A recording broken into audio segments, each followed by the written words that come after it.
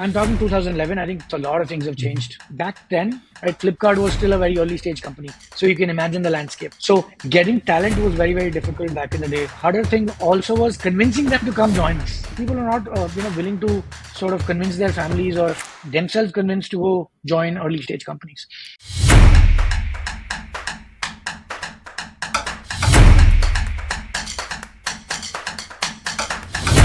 Hello everyone. So if you have ever wondered कि ये login के लिए जो ओटीपी एंड आईवीआर कॉल्स हैं कैसे और कहाँ से आ रहे हैं, so today we are talking to Venky who is the founder and CEO of Plivo. Plivo enable करता है ये कस्टमर इंटरेक्शंस जो हम बात कर रहे थे इनकी। Plivo one of the largest revenue generating startups है इंडिया में। वी टॉक टू वेंकी अबाउट finding co-founders, about why Combinator, about raising capital and about growing the company. Welcome GoVenture podcast के season 2 पे। I'm Pritesh Kumar, आपका host and co-founder of Function Up. I've run multiple companies, raised and burnt capital, and have shut startups down too. Fail हुआ, learn किया and succeed भी किया at almost everything that the startup and business world can offer. Hence GoVenture podcast एक friendly reminder उन सभी hacks and strategies के लिए जो जरूरी हैं to grow and achieve your dreams. Lastly, join our group in the description to share stuff and startup networking with like-minded folks. Let's go. Hey Venky, welcome to the podcast.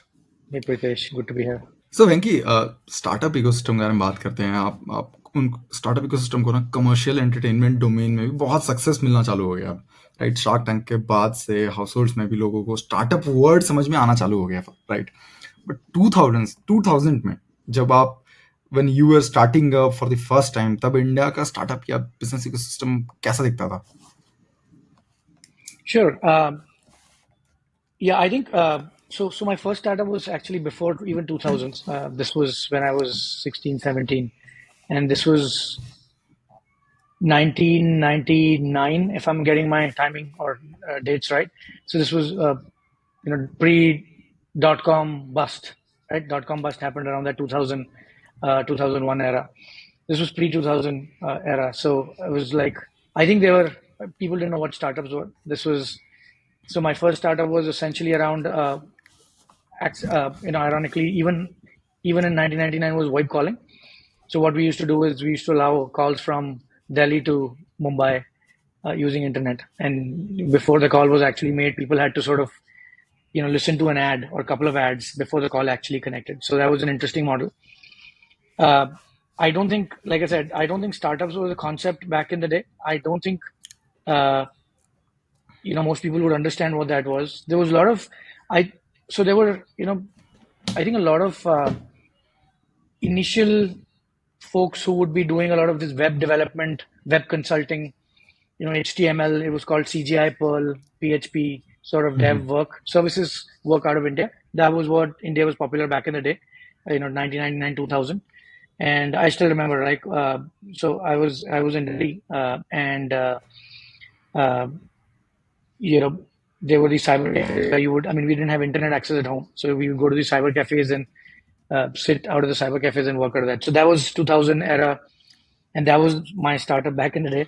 2000, I think 2005, 2008, the Infosys, the TCSs of the world had set up the services culture in India. So there was a lot of that outsourcing sort of gamut of things that happened back in the day. I don't think startups were still popular. Venky, how did you get started then? Because like you rightly said, कि 1999 में I don't think the word existed, right? किसी को 1999 में अगर कुछ करना होता तो आप धंधा करने जा रहे हो, business करने जा रहे हो, right? तो how did you get started? How did you think of as a 16-year-old कि कुछ बनाते हैं, कुछ tech के ऊपर बनाते हैं?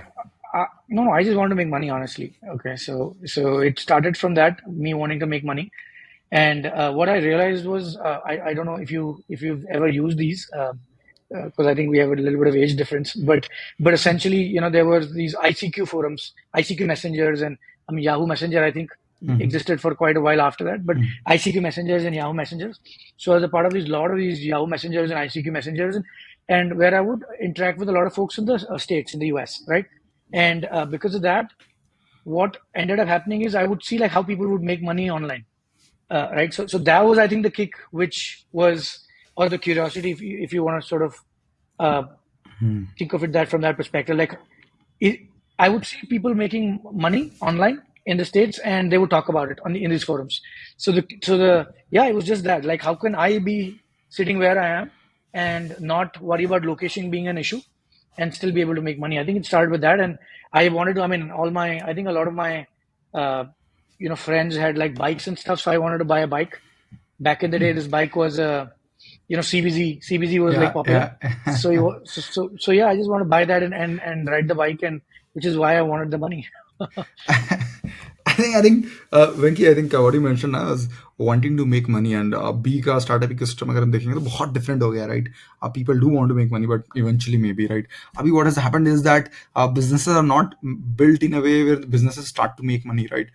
Businesses and startups especially are being built in a way where they burn a lot of capital, and hence what I want to understand is why do you think startups raise and burn so much capital? Sure. I mean, look, there are multiple different reasons. Okay, I think over time things have sort of uh, changed in terms of why startups do it. But I mean, at least if I analyze why did we go raise, we've raised some venture capital as well, right? So why did we raise? And when I analyze a lot of my peer groups, and both gone through Y Combinator, so we understand how that model works. So just quickly, looking at broad 3 points of why that happens. First is usually R&D. Like, I mean, if you look at your P&L, right, like each year file, you see the expenses where they are. So usually to manage those expenses, usually it's R&D, which is, product engineering. If you're building something non-software, and if you have a hard problem, then obviously capital becomes even more important. So usually it's one of that is that, like one of the reasons is that. The second one is distribution.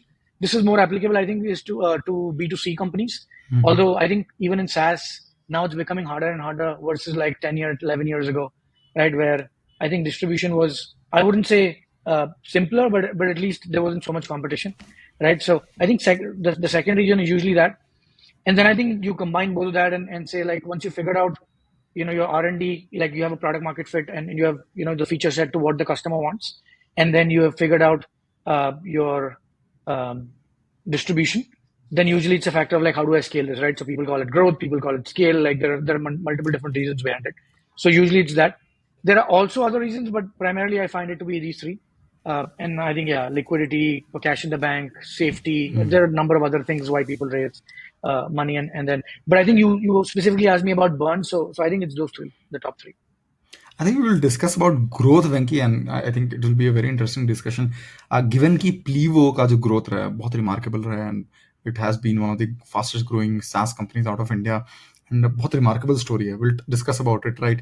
It goes somewhere between maybe a SaaS company like Whatfix and a totally bootstrapped company like Zoho, right? And it's an interesting way the way you guys have built Plivo.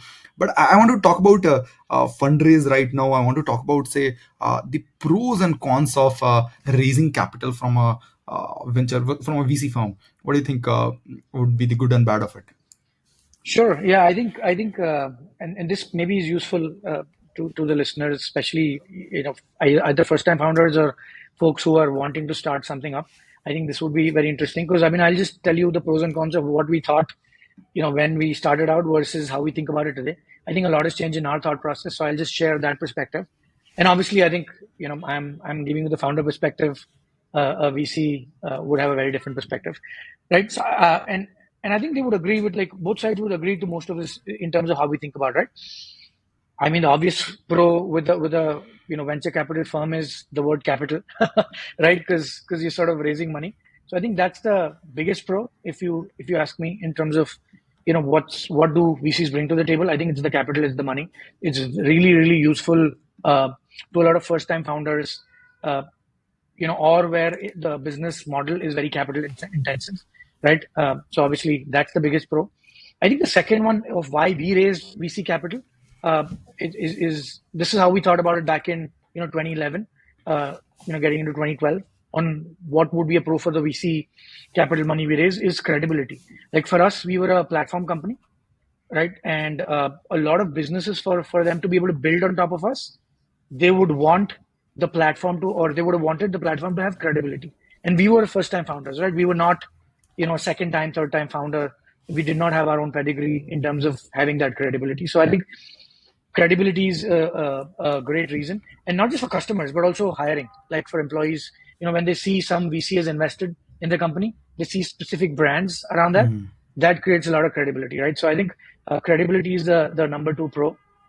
And then usually, okay, all of us as founders, we think if we get one of these big names, I'm not going to name anyone, but if you get one of these big names, the pro is going to be they're going to give you a ton of advice, right? You'll have like great folks uh, on your cap table or on your board if you have late stage fundraising. That you're going to get a lot of advice. I think advice is the least of the things from a pro is what I've realized over time. I think network is more important. They can connect you with a lot of good folks in terms of folks they are aware of from a networking perspective. But advice is usually minimal because they have a lot of companies they've invested in, and it usually they don't have so much time to spend with each company, at least at early stage, right?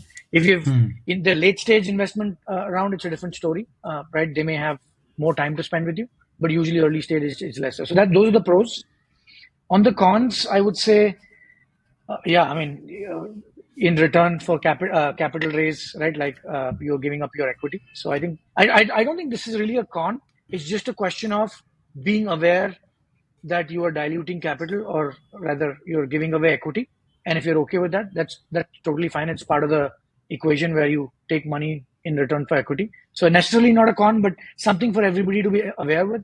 Because once you go that model, it's hard to sort of later on 5, 7, 10 years down the line, rethink the whole plan, right? It's really hard to do that. So be aware that that's part of the play. It's part of the game, and you have to play that game once you get onto it. So that's the first piece of it. I think the second piece, again, it's not a con, but I think understanding this is especially important for first time founders.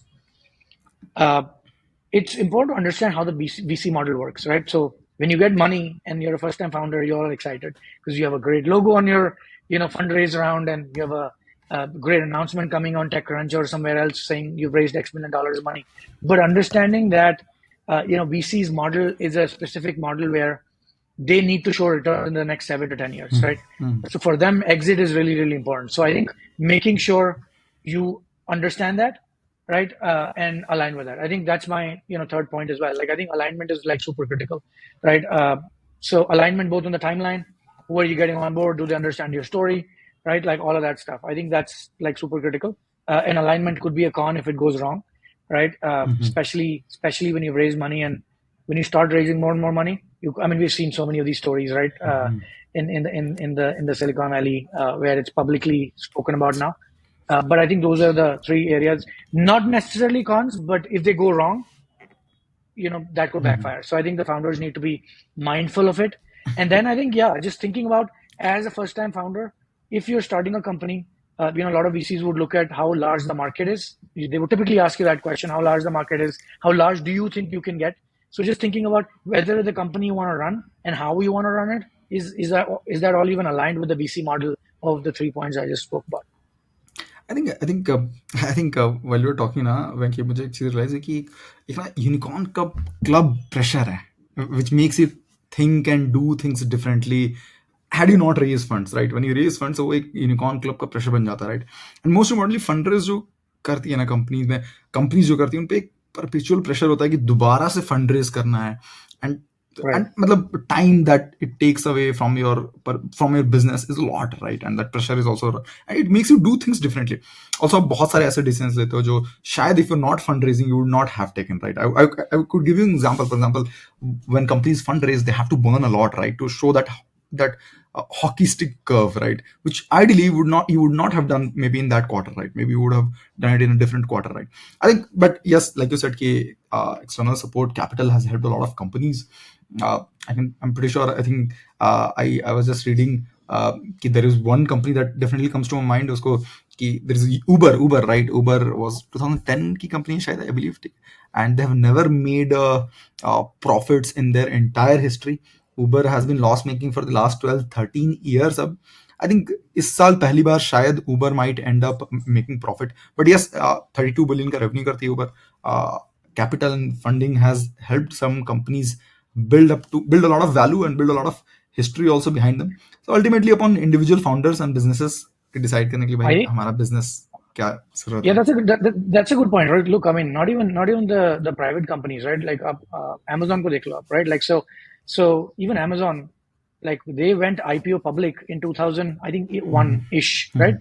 And since then, like for the next 18 years, they were just telling the story about like we're reinvesting all of our money back into growth.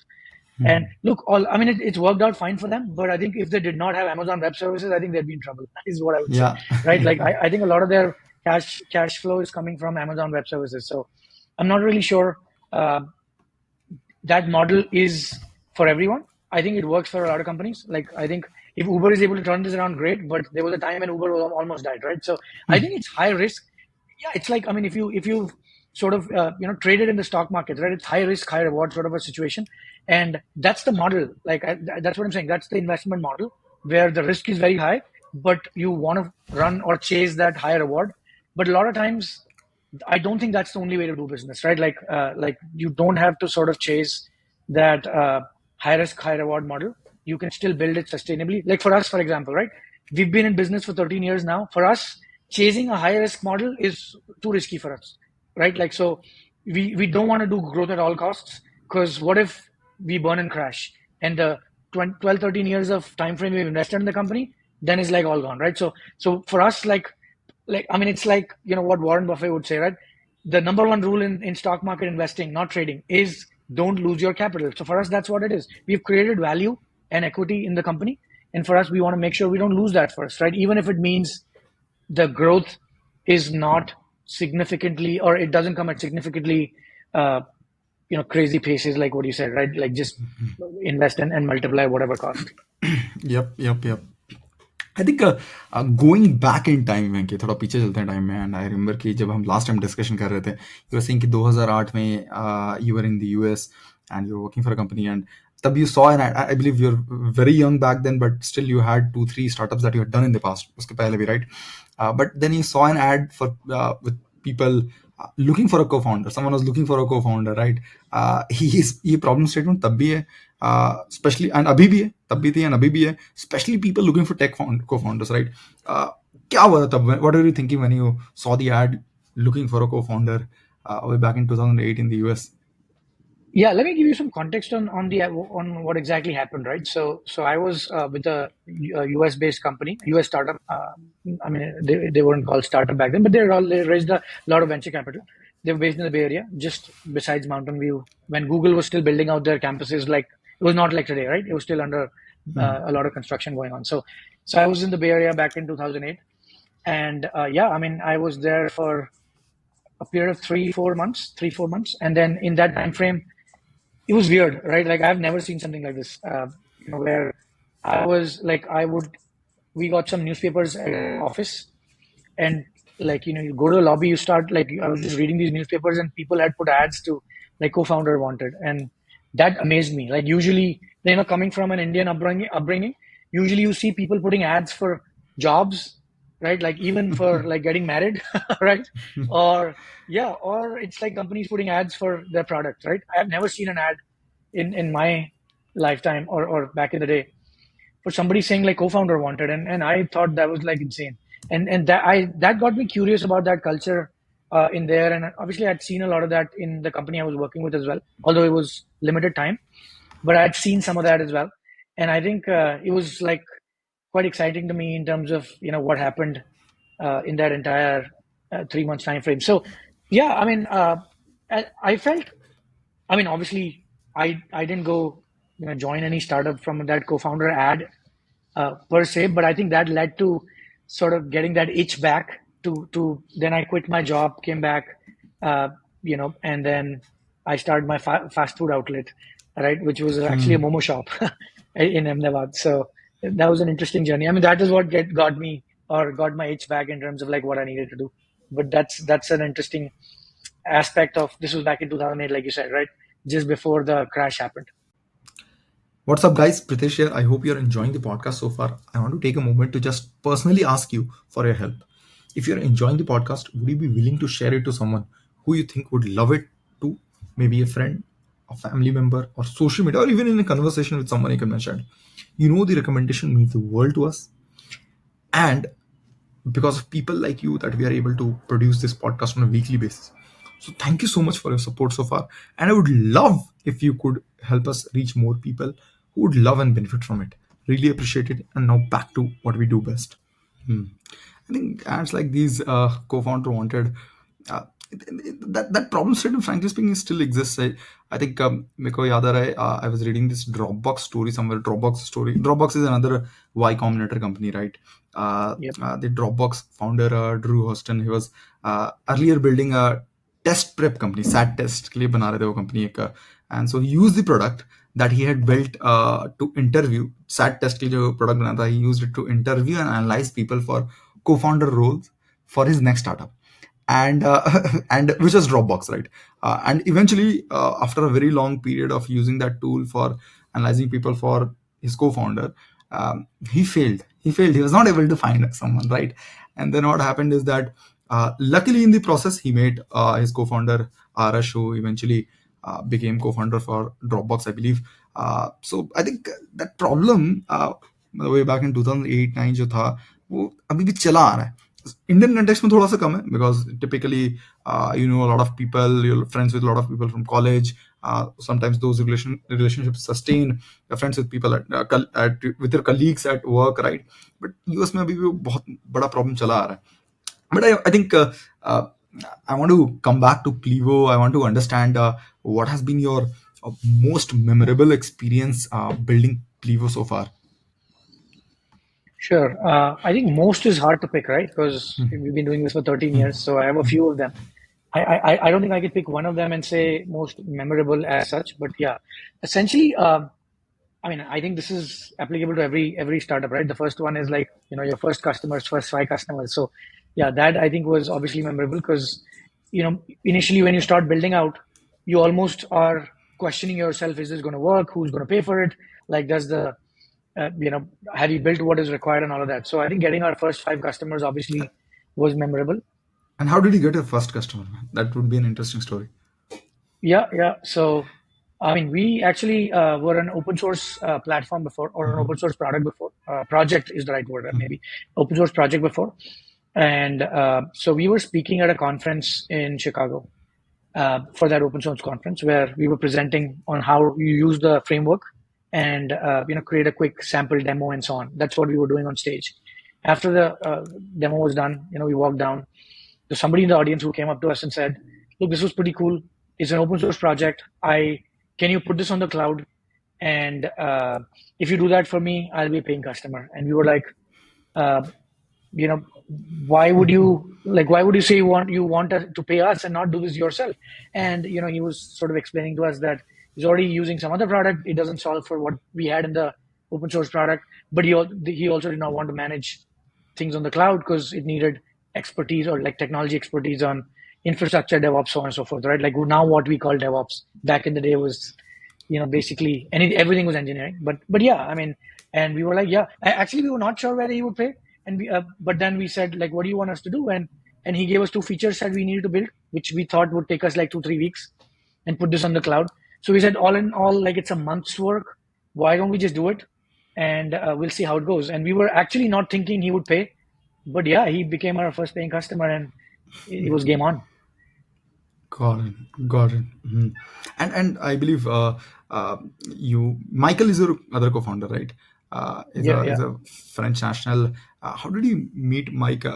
His pet name is as Mike. Mike, I believe, right? Mike से कैसे मिले? French है, and I believe कि you have also been rejected. Last time we were discussing, I remember you telling me कि you have also been rejected at YC the first time कि Yeah. founders अभी तक तो in person मिले ही नहीं है, right? Just इस reason के लिए, right? तो Mike के साथ company कैसे start किया? Yeah, yeah. I mean, this goes back to your co-founder thing, right? Finding a co-founder. So, I mean, look, I didn't have an intention to start Plivo as a company. It was an open source project. So I just put my code online, and I come from a telecom slash dev background, and also done a bit of sales engineering before this, right? Before Plivo, that is. So I came from that background. So, I was sort of, the problem we were solving at Plivo was how do you take all the telecom complexity, right? Like, which is, I think most folks don't want to understand it, and they don't understand it, right? So all of that complexity to folks who were disrupting and innovating. So if you see, back in 2011, what was cool was companies were getting funded because you were, building a mobile app because of the Apple phenomena, like the iPhone phenomena. You're building a mobile app, a web app, and all of that was happening back in the day. So that was what was cool, and that was what was getting funded. So all the disruption was happening there. So our thought process, or at least my thought process, was how do you bring all the communication complexity, which is like a need, if you will, right? And how do you bring all of that to the the web and the telecom, the web and the mobile folks, and marry both of that. So if you married both of that, we could move at web pace and all the disruption, right? But you sort of don't need to worry about all the telecom complexities. That was the thought process. I mean, we like I said, I didn't have a thought to start a company, so we said, I said let's build a project. I just wrote some code on GitHub, and then I got stuck with something because I was using a library in Python. I got stuck with something. I started searching on GitHub if somebody else had solved it. Then I found Mike's code there, and I pinged him and said, like, how did you solve this? And he explained that to me, right? And I mean, clearly that's why he's a CTO of the company, right? So he told me how he solved it, uh, right? And then I was like, okay, you're doing something similar. Uh, why don't we just do it together instead of doing it separately? Because it's anyways an open source project. We don't have any commercial intentions. And he said, yeah, sure. So we just merged our code base, did that for the next 3 4 months, and that's when after 4 months is when the Chicago thing happened. So yeah, and that's how all of that happened. And then when we sort of applied, okay, so YC happened then, and as in like happened as in YC application time happened.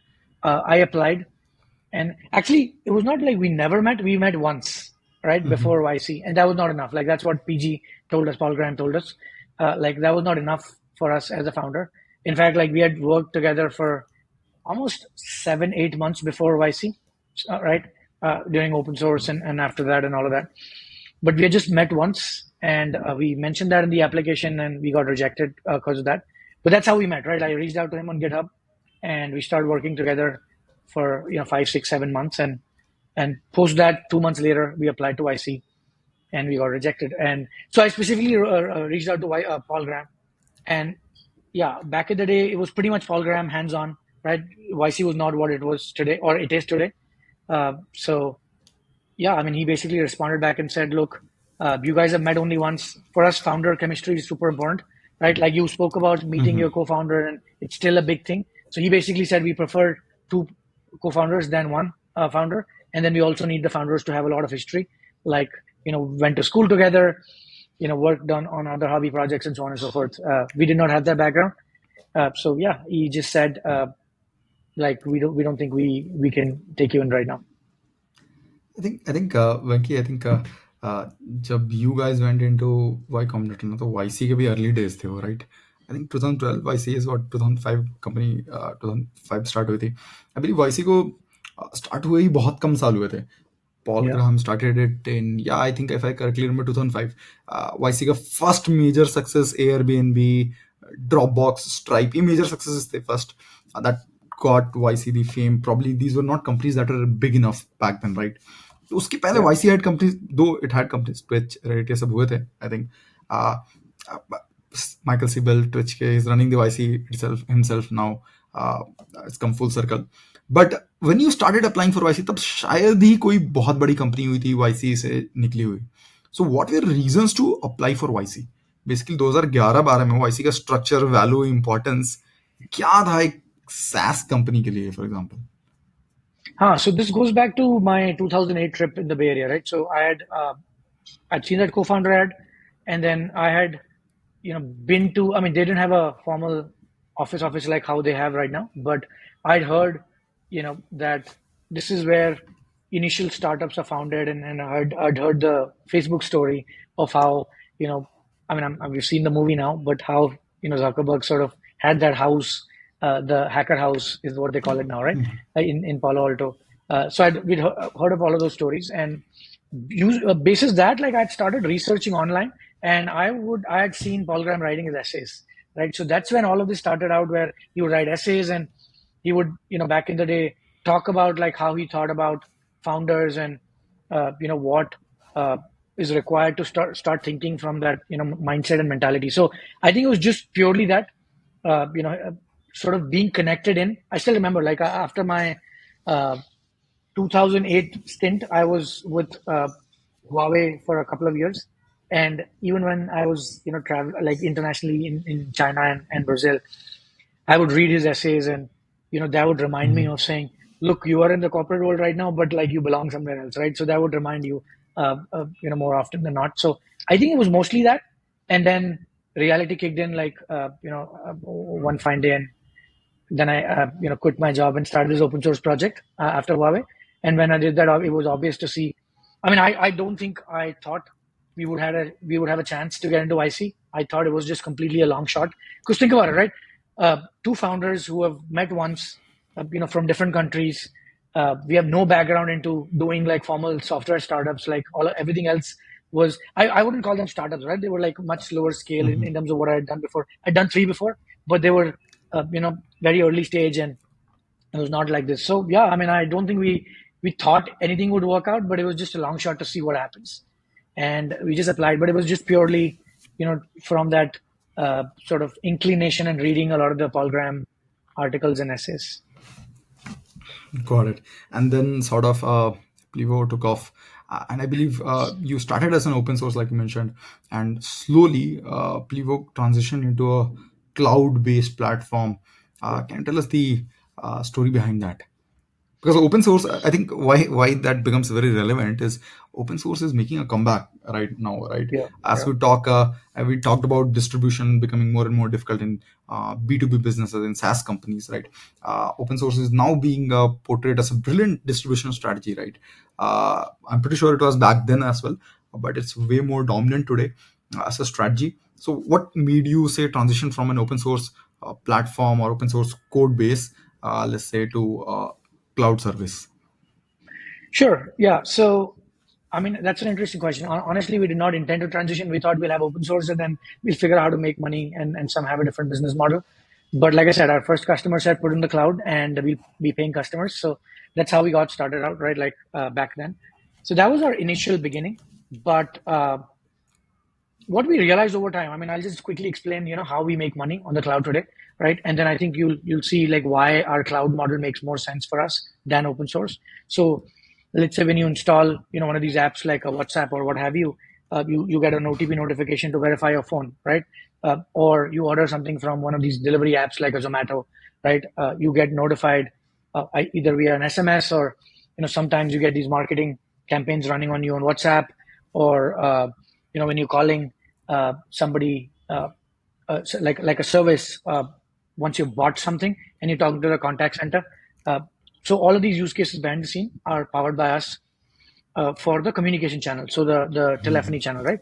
And we make money by SMS sent, received per minute of voice calls and all of that stuff.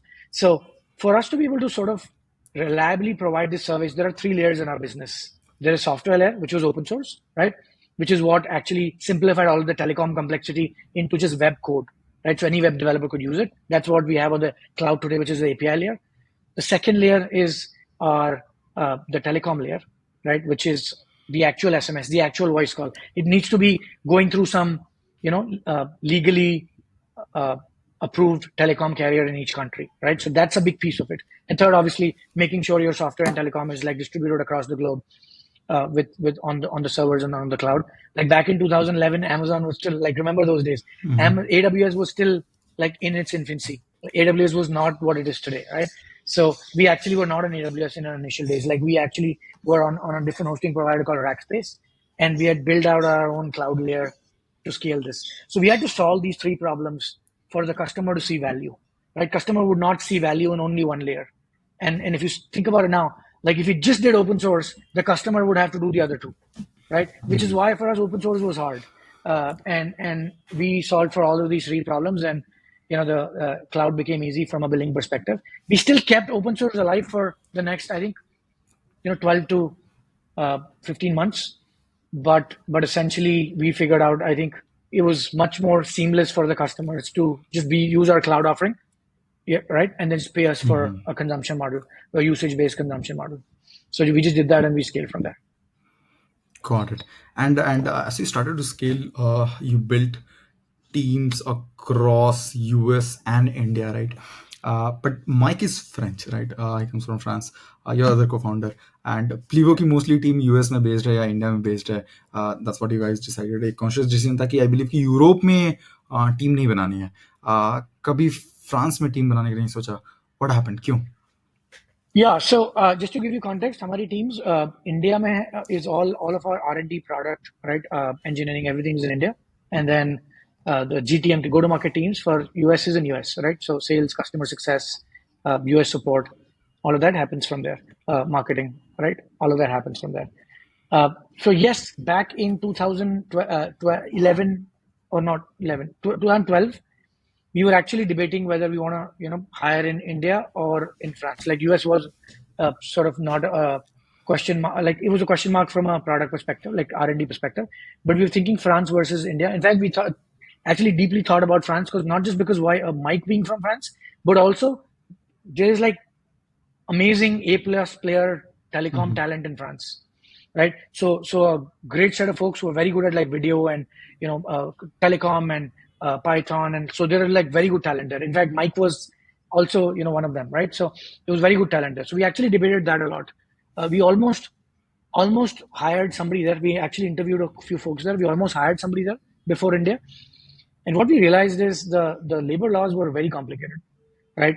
For us, like when we were making that offer, although Mike had sort of given me that heads up because he was working in France at that point. Uh, when we offered somebody and we were like, as a sorry, when we interviewed somebody and when we were about to make an offer, the offer discussions were a lot of nuances around some of these things, right? And that got us very skeptical, saying, look, one mistake and we are going to be in trouble. So we said, let's not take that risk. And then we said, okay, why don't we try to hire the next 3 or 4 folks in India in the next 30, 45 days? Let's see how it goes. And if it doesn't work, we'll figure out some other workarounds in being able to hire in France. Because there was a lot of talent there, right, in France, but maybe not get them on our payroll. That was our thought process. But the next, 60, 90 days, we were able to hire first 3 devs in India, and then we never looked back, right? We just went from there. And when we talk about, say, hiring from India versus, say, hiring talent from the US or Europe, how do you think the talent compares? I think, okay, so I'm talking 2011. I think a lot of things have changed between then now and then, right? 2011, 12. But you're still Uh, hiring in the US, right? You still hire people in the US, maybe in business roles. Uh, yeah, but yeah. in business, no. So all of our R&D, engineering, and product roles are everything's in India, right? So, like I said, a lot of things have changed over time. So I'll give you a perspective of how it was then and what we see now. Back then, we did not have a lot of product company exposure.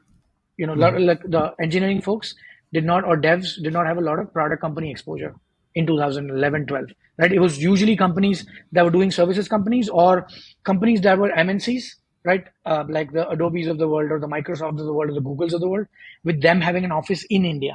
Like that was what it was back in the day, right? Flipkart was still a very early stage company. So you can imagine the landscape, right? So even Flipkart wasn't there. That was like one of the sort of benchmark startup companies in India back in the day, right? So getting talent was very, very difficult back in the day, and so that was one thing. But also, I think the harder thing also was convincing them to come join us, right? Because people are not willing to sort of convince their families or themselves convinced to go join early stage companies, right? So I think that was an interesting point where talent was from that perspective talent was harder. I think at that point French talent was like much better for us, specifically for Plivo, right? Because they had an understanding of telecom and they were like very strong at Python kind of technologies, right? So web, DevOps, like all of that, what we call now DevOps, they used to call it SysOps, right? System operations. So that was very, very strong then in France, right? So that was the technology landscape, but we were lucky enough to sort of be able to hire our first 3 folks. So what we did is we sort of played it smartly. We said we're not going to hire standard corporate folks. Let's hire people who are like GSockers, Google Summer Code folks, right?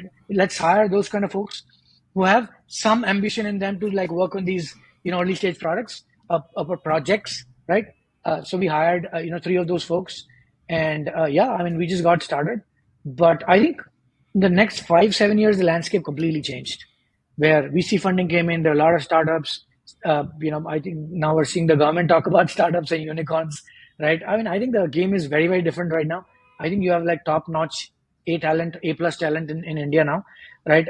Not just now. I think for the last 4 5 6 years, right? Like the talent pool is solid from an engineering product perspective. I think B2B product talent is still evolving, I would say, but uh, you know, but I don't think it's a showstopper, right? Because there's so much material online to sort of read from and learn from. but there's a lot of B2C folks. But from an engineering dev perspective, there are solid folks now in the market where, yeah, we've just taken a call to just hire all of our engineering and product folks in India now. But there's one more nuance though.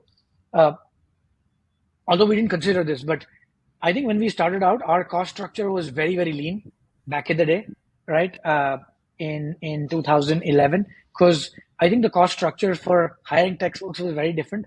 And I feel like, so France, I mean, this is a very interesting economic, I want to share with whoever is listening to this, right? Back in the day, like when we were hired devs in India to somebody like in Europe, in France specifically, the difference was, I would say, 3 to 4x from a compensation perspective, right? Economically, maybe more actually, right? Maybe 3 to 5x, where France was on the higher side, 5x difference, right? Uh, uh, yeah, I think three is on the lower side, but it could even go to 3 to 7x. Let's just say that, right? That was the difference in terms of compensation back in 2011, 2012.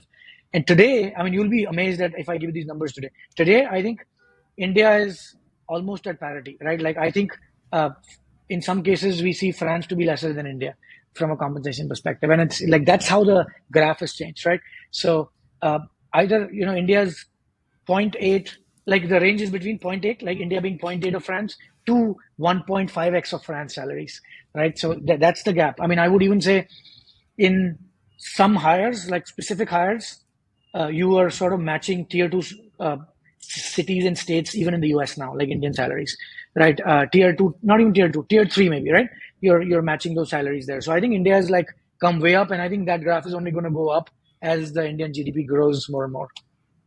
I think what has happened also is that Indian talent has become way more open to experimenting and way more open to Absolutely. challenges also, right? I think what I've seen is that, and I'm just surprised you mentioned Flipkart and GSOC. Both of these things are very close to my heart. I think I'll tell you a crazy story. I think what happened is that Sachin Bansal was in is my college senior, is my department senior. He was in my department way back in 2010, if I'm not remembering it wrong, 2010 or 11.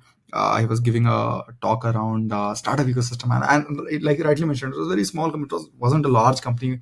Startups के लोग बहुत ज़्यादा open नहीं थे. And I remember in that room there were only 9 people listening to Sachin Bansal. 9. That's it. I was one of them. And I was so mesmerized. I was so taken away by what he talked about, and he talked about how startups are the future and everything, right? That was when I started my first company. It was in e-commerce itself. It was a reverse bidding company in e-commerce, way back in, I was in my second year of college, I believe, back then. I think but from there to now, and I've been in the startup ecosystem for all my life, I can also see that clearly the kind of talent, and also that the talent is ready to jump into the fact that talent is ready to jump into startups, jump into challenges, uh, and jump into problems that they don't know how to solve, right? But they will find a Mm. solution to it and they will solve it, right? All of that has changed. That psychology has changed, and people are also jumping into startups because they want to build startups in the future. That is one big thing that has also emerged over the last 4 or 5 years, I believe. I think we're headed for. I would definitely say India is going to be. This decade is for India. India is going to be one of the economic powers in the coming years, I believe. Mhm. Yeah, no, I have a strong opinion on that. I mean, I'm not sure we should just assume or take it for granted that India will be. I think we need to still work hard for it. Mhm. Yeah, because I've seen how countries are messed up by just assuming that they will go big, and things don't work out, right? So just assuming we'll get there, I think is just complacency. I think there's going to be a lot of, or it's needed that there is a lot of hard work to make that Mhm. happen. Otherwise, it's not for, we shouldn't take it for granted. Yep. I think I want to talk a little bit about the fundraise also that you guys made, right? That we discussed the starting of the episode, which is Plivo ने एक छोटा सा round किया था, right? कभी I think around the YC days, and उसके बाद से you have been running profitably. But Plivo ने कभी भी growth के लिए VC से या investors से कोई fundraise नहीं किया. So you never raised venture capital. Any specific reasons why? Sure. So just to give you a bit of context in terms of you know how much money we've raised. So we raised under $2 million, right? Less than $2 million. And from a scale perspective, company scale perspective, a pretty late stage from a revenue standpoint. So an easily Series B company. Last year we did upwards of 50 million in revenue. Mhm. Actually, it's much higher than 50, but I'm giving you a range. Mhm. Right? Let's just say it's between 50 and 100. Let's just say that, right? Uh, yeah, somewhere in the middle. So Mhm. that's what we did last year. So I mean, but it didn't happen. Like it wasn't planned from day one that we will not raise any money, which is why we ended up raising money in the initial days because we wanted credibility. We wanted those logos of investor brands. Otherwise, we thought it'd be hard for companies to trust us. Now, during like that was in 2012. From 2012 to 2000, I mean, almost even like 2022, when it was fashionable to raise money, we've gone back and forth so many times, sort of uh, either getting inbound interest or like different offers or all of that, right? In terms of raising or people wanting to put capital, let's just put it that way, right? So yeah, it was never intended that we would never raise any more rounds after that. I think it just happened to be for whatever reasons that we never ended up closing those discussions or going deep in those discussions. There were a couple of times around 2017-18 that we went deep in terms of those discussions, but we were never aligned on the we did not think those valuations were justified from what we got, right?